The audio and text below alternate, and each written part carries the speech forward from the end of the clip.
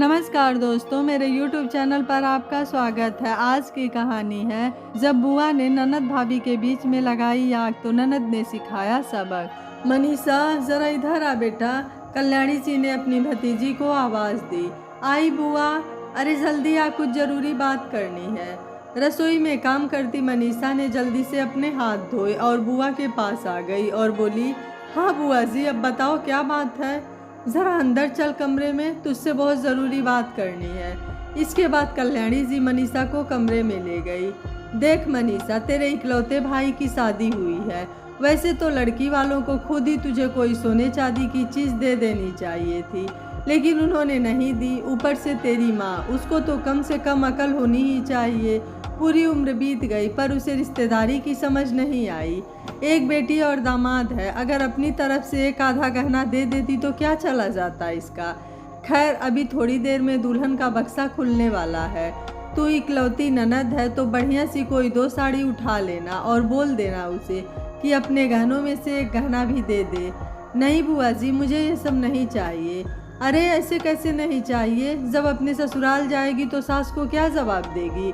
वो तो पूछेंगे ना कि भाई की शादी में क्या क्या लाई। हाँ बुआ जी, आप ठीक ही कह रही हो।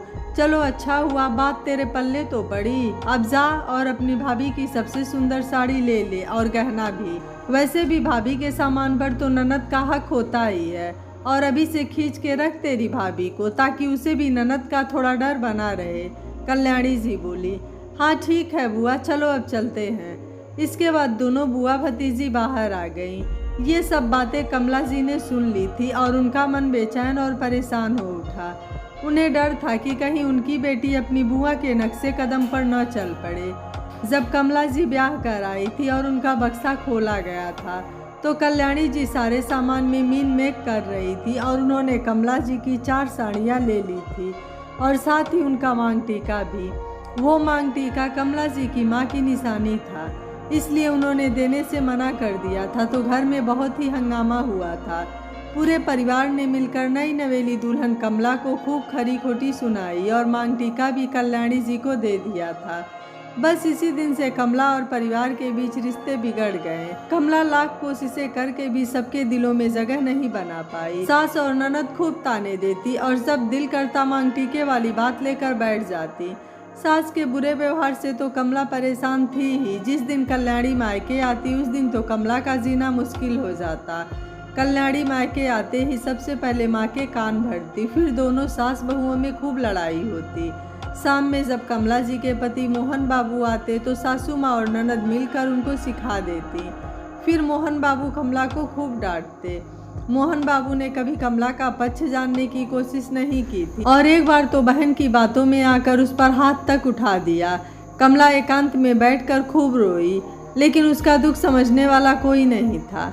एक दिन मोहन बाबू ने बहन और माँ को कमला के खिलाफ साजिश करते सुन लिया। तब जाकर सारा माजरा समझ आया। उसी दिन उन्होंने बहन से सारे संबंध खत्म कर लिए थे। कल्याणी जब भी मायके आती मोहन बाबू उससे बात न करते और माँ के जाने के बाद तो मोहन बाबू ने कल्याणी की हरकतों को देखते हुए साफ कह दिया था कि घर आने की ज़रूरत नहीं है। इसके बाद कल्याणी जी कभी मायके नहीं आई। अब बरसों बाद बेटे की शादी थी तो मोहन बाबू और कमला खुद जाकर न्योता दे आए, इसी उम्मीद के साथ कि कल्याणी समय के साथ बदल गई होगी। लेकिन कहते हैं ना, कुछ लोग कभी नहीं सुधरते। कुछ ऐसा ही हाल कल्याणी का था। इस बार वो सीधे मुंह तो किसी से कुछ न कर सकी, लेकिन घर में आग लगाने की आदत जो थी, इसलिए भतीजी के कान भर दिए। अब कमला जी को यही डर था कि कहीं उनकी बेटी बुआ के नक्शे कदमों पर चलकर अपने भाई भाभी की नज़रों में बुरी ना बन जाए। माँ माँ जल्दी आओ, भाभी का बक्सा खुल रहा है।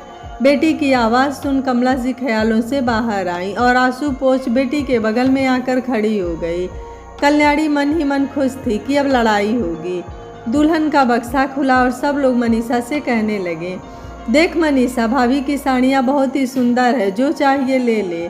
तभी मनीषा भागकर कमरे में गई और एक लिफाफा उठा लाई और बोली, ये लो भाभी, मेरी तरफ से साड़ी।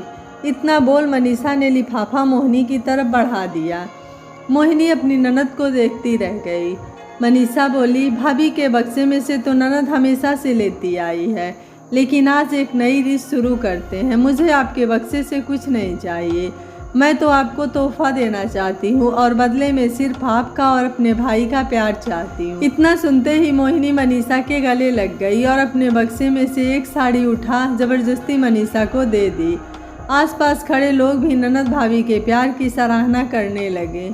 ये सब देख कमला जी की आंखें भी नम हो गई थी। बेटी की समझदारी देख उनके दिल को बहुत ही खुशी हुई। तो उधर कल्याणी जी का मुंह बन गया। कुछ देर बाद मनीषा कल्याणी जी के पास आई और बोली, बुआ जितनी आग लगानी थी इस घर में आप लगा चुकी हैं, अब और नहीं। आपने अपनी गलतियों से सबक नहीं लिया, लेकिन मैंने आपकी गलतियों से सबक ले लिया था और खुद से वादा कर लिया था कि मैं आपके जैसी ननद कभी नहीं बनूंगी। आप जैसे लोग भाभी की ज़िंदगी में आग लगाते हैं, इसलिए आप लोगों का मायका छूट जाता है। फिर भी आप जैसे लोगों को अकल नहीं आती। अभी भी समय है, सुधर जाओ, वरना एक बार फिर आपका मायका ऐसे ही छूट जाएगा।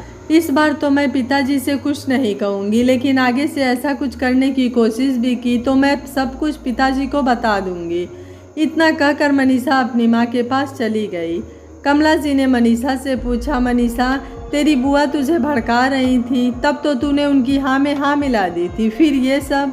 माँ, बुआ को सबक भी तो सिखाना चाहिए था, उन्हें भी तो पता चलना चाहिए था कि अब हम उनकी चालाकियों में नहीं फंसने वाले। मुझे याद है माँ, कैसे बुआ हमारे घर आकर आपको परेशान करती थी। मुझे याद है कैसे दादी और पिताजी भी उनका साथ देते थे और फिर आप अकेले में कितना रोती थी। उस समय मैं आपके लिए कुछ नहीं कर पाई, लेकिन आज वही सब मैं भाभी के साथ नहीं होने दूंगी।